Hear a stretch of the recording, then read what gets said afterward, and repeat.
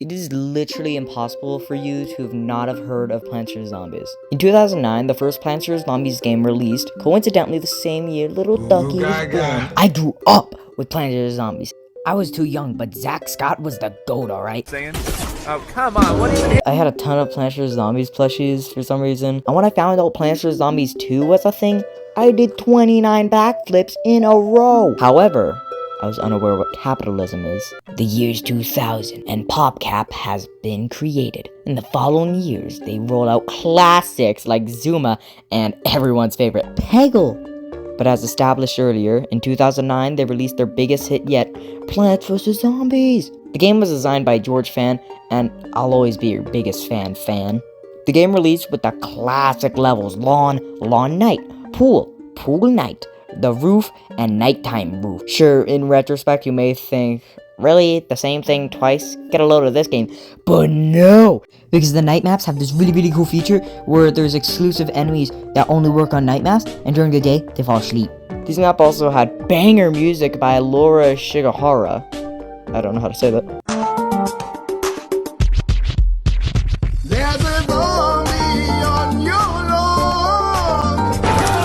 Wait, what was I supposed to talk about again? Oh yeah, the actual game. The game begins with a short tutorial on different types of plants and how to use them, which will give you the most goated start lineup ever of pea shooter, sunflower, walnut, and cherry bomb. All of the other plants are iconic as well, like, I love pot, bro. Now, who are these vengeful vegetables defending against? Oh yeah, that's right, the zombies. Every zombie has a great design, well, mostly. Yeti zombie is the thing. Each of the designs has a story. Like, did you know he used to play football? He had a name! The mechanics of zombies are also just, like, really neat most of the time, with how they can, like, jump, block, mow, and so much fun stuff. The core gameplay of Plants vs. Zombies is something so simple, yet so unique at the same time. 5 rows, place defense, and kill zombies. It's that basic, but so cool and fun to play at the same time. If you get bored of the core game, which, okay, personally I haven't yet, the minigames are some of the coolest in the game. Like, hey, look, a reference to Bejeweled. Anyone else play that? No? They're mostly your basic, more challenging versions of the base game, but ones that take the basic games like Whack-A-Mole and bowling were personally some of my favorites as a kid.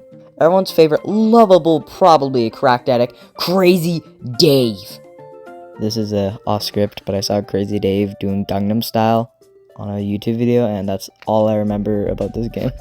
At Crazy Dave's RV, there's special plants and other goodies you can purchase for your precious penny. Sure hope this RV doesn't start to time travel and come to life soon.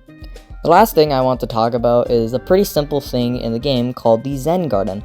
It's pretty much just like putting plants in little pots and letting them grow while you're not on the game, and oh look, you get coins for them and such. The game blew up. Everyone you met played Plants vs. Zombies. Keep in mind, this was the era where mobile games were inescapable. Plants vs. Zombies merch hit the shelves. Crazy Dave Gangnam Style has hit, and PopCap knew they had eyes on them and started developing a sequel game. But little did many know, PopCap was a subdivision of EA. Here is a pretty short summary of EA. Greed. Before we get to the second game, I just want to talk about this funny thing. But I remember a bunch of bootleg plushes were made based on, like, obviously fake leaks about Plants vs. Zombies 2. Like Garlic Angel. I own the Garlic Angel, by the way. It's pretty sick. Before 2013, when Plants vs. Zombies 2 came out, fans of the original game went crazy as it was a sequel to the beloved classic. It looked super promising with countless new zombies, and the tagline was, "It's about time. We're going back in time to get brains off the menu." Plants vs. Zombies 2 released on August 15th, 2013, and it may shock you knowing what the franchise would become later. It was actually really good.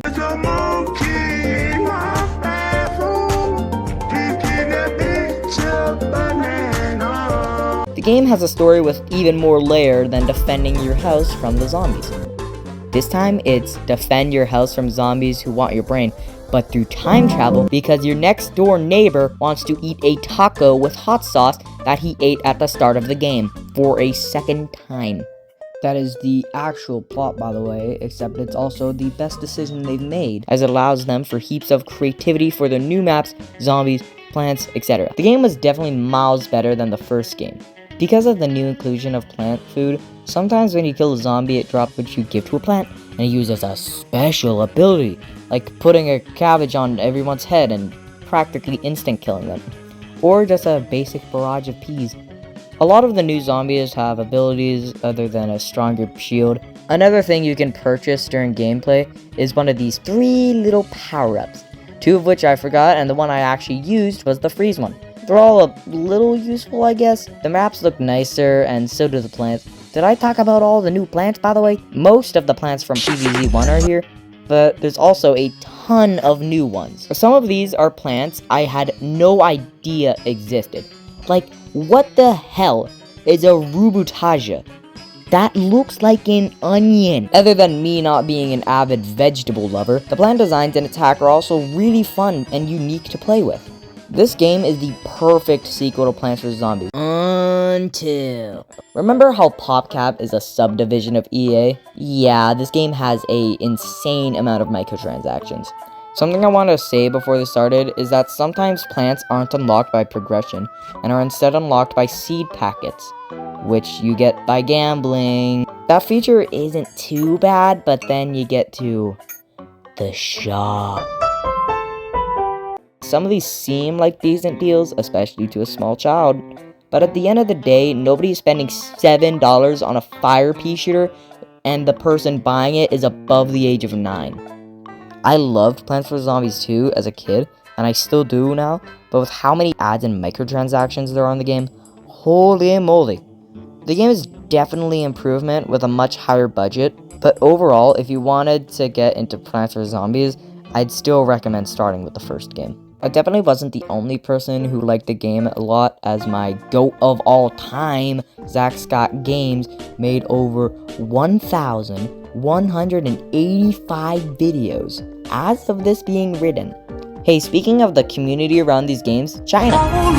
Plants vs. Zombies is an absurdly large franchise in China, with tons of ads and an insane amount of Plants vs. Zombies 2 updates, specifically for China.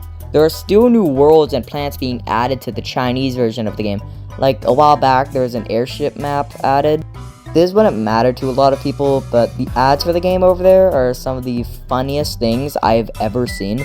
For example, this one about a father and son zombie, where the dad for some reason goes to a protest with a ton of other zombies, and then he leaves his bucket for his son, and the dad supposedly dies during the protest, and the kid zombie sheds a tear, and it's so fucking funny. There's a lot of products with Plants vs. Zombies on them, like the Plants vs. Zombies drink that Chomper drinks, and oh my god, that is vor. 苹果4连屏一组，屏包。 The whole Garden Warfare franchise is a 12v12 shooter game where, much like Marvel Rivals, which is peak, by the way, is based on a pre-existing franchise. There are fun classes, and each plant and zombie has their own unique playstyle. The designs are fun, maps are all unique, and the sound effects are really funny. And I don't know if that's true or not, because I've never touched it, but Garden Warfare 2, on the other hand, I adored as a kid. To start with the really fascinating open world hub area, with one side being plants and the others being zombies. In the middle, you could kill each other. Garden Warfare 2 introduces new fun plants and new fun zombies to play as well as keeping the original ones from the first game. All the plants have their own unique attacks, speed, and power-ups, which are super fun to play with. However, the single-player mode isn't that good, but the multiplayer with like online matches is fun as hell. One thing I don't really like, however, is how you unlock the variants, RNG.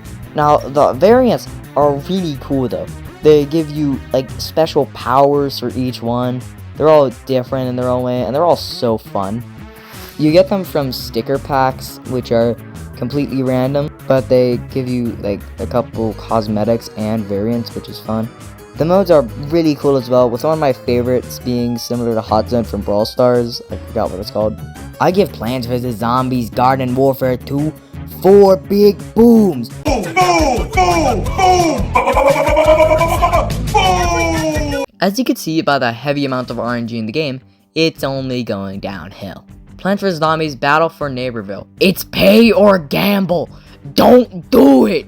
This time, they brought back the sticker pack. Well, not really sticker packs. They just brought back a slot machine. Except this time, instead of variants, it's just skins. Variants are gone, and they were fun as hell, and I missed them. The game itself is almost the exact same. However, they removed PvP when it was released. This was instead for the players versus environment. It was literally just playing against robots. How fun! There's only like 5 new characters as well, and I don't really like them. Thankfully, in this game, upgrades for plants cost stuff instead of gambling, which I'm stoked about. However, they're not that good, and gambling is still in fact here, but only for skins. I believe the hate this game got was kind of undeserved. It's just kind of boring as hell, as it's just a slightly worse version of Garden Warfare 1 with new elements that fail and more microtransactions. Woo! Now for this next game, I'm too much of a lazy bastard to play it, so I got my good friend SnakesYT to do this segment. Wow. Hey there, lovely people, it's me, Snakes. The cat wanted to take a short break from YouTube to spend time with his wife and 5 loving kids, so I'm going to be his intern for this segment of the video. March 10th of 2016, PopCap announced their next upcoming game for the Plants vs. Zombies franchise. Plants vs. Zombies Heroes, which would be released only a month later on October 8th of 2016. Plants vs. Zombies Heroes was unlike any other previous take on the Plants vs. Zombies franchise, being a deck-building lane-based card game. Plants vs. Zombies Heroes would continue to see support until 2019. There isn't much else to talk about with the development of the game, so let's get on to the gameplay, the juicy part. Plants vs. Zombies Heroes has 2 different teams you can choose from, being the plants and the zombies, which, if you couldn't tell already, is a little bit of a running theme for the franchise. Plants vs. Zombies Heroes has 11 unique characters on each team. Each character has 2 types, changing the array of cards you could choose from for your deck, excluding Beta Carotina and Huge Giganticus. Each character also has 4 unique superpowers, which I'll explain later. Now for the actual matches themselves. The board consists of 5 lanes, with the far left lane being the heights lane, the middle 3 lanes being the ground lanes, and the far right lane being the amphibious lane, which you could only place specific units on. Zombies always go first, being able to play their, well, zombies obviously. The zombies have different health, different damage, and different costs. Much like any other card battler, cards have their damage, their health, and their unique ability, along with a cost. Each player has 20 health and a block meter. Whenever a player is hurt, their block meter increases by 1 to 3 spaces at random. Once their block meter is full, they block all incoming damage, and they get a superpower, which they can either use at that moment or keep in their hand. Superpowers can be used to control the board, whether it be spawning your own units, buffing your own units, or nerfing the enemy units. While the current state of the game is very controversial, with some people hating it and some people loving it, it is still a really fun time. The zombies are busted as hell, and the matches take ages if you're playing a zombie. Lucky for me, I'm a plants main. And the game became a buggy mess when the first few patches came out, but they very quickly fixed all those patches, and there's clearly a team who cares about the game still. I love you all. Bye! Like 4 years ago, Plants vs. Zombies 3 had a soft launch, and it was bad. Microtransactions were very much prevalent, and the overall response to the game was terrible. It looked bad, played bad, and of course, microtransactions. And if anything, it was the worst game in the entire franchise, somehow. Tacos are the replacement for plant food, which is like, why? You had plant food right there. What's the point? There's also chatting and a clan feature. This isn't that fucking Facebook game you made for no reason. One of the worst features from Plants vs. Zombies 2 is also in the game, with the stupid upgrading plants, which is like kinda useless. Anyway, the game was shut down to be worked on more. 4 years later, it's back! With a new art direction that actually looks really nice. I have no idea who this girl is, like, what is her purpose of being here. There's this new feature called Choose Your Seeds, and it makes everything way too easy. eliminating all difficulty in the levels with specified plants to use. By the way, you're forced to use like the same 2 plants for like 200 levels in a row or something. Yeah, it's pretty dumb. There's a large lack of variety within levels with the same few gimmicks for each, which really sucks. Got like 2 updates and has been shut down ever since 3 months ago. The game is a general downgrade from everything else, with barely any new features, and the ones there are suck ass. The Plants vs. Zombies franchise as a whole has been said to have been killed by EA, though I believe it was not the publisher nor greed, and instead rather time. As time goes on with a franchise, the player base will always expect more. Something like Plants vs. Zombies 3 would have been loved years ago, but with the standards set by Plants vs. Zombies 2, it's just not good. The same goes with Battle for Neighborville, and it's sad to see a game series I loved growing up fall to the point it's at now. If you like this video, subscribe. If you like me, buy my plushie releasing on January 11th. Please, oh please, goodbye.